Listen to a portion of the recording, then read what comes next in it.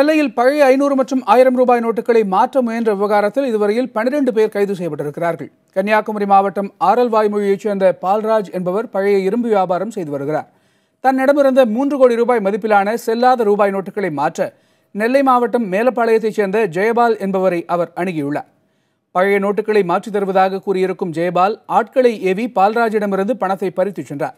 இதுபற்றி தகவல் அறிந்த போலீசார் பால்ராஜ், ஜெயபால், அவருக்கு உதவியர்கள் என்று 12 பேரை கைது செய்தனர். அவர்களிடமிருந்து 3 கோடி ரூபாய் மதிப்பிலான செல்லாத ரூபாய் நோட்டுகள், 2 சொகுசு கார்கள், 6 இருசக்கர வாகனங்கள், 11 செல்போன்கள் ஆகியவை பறிமுதல் செய்யப்பட்டன.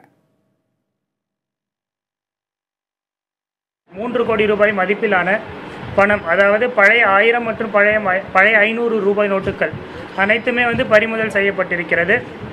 இதில் சம்பந்தப்பட்ட அனைத்து நபர்களும் நீதிமன்ற காவலுக்கு ஆஜர்படுத்தப்பட்டிருக்கிறார்கள்.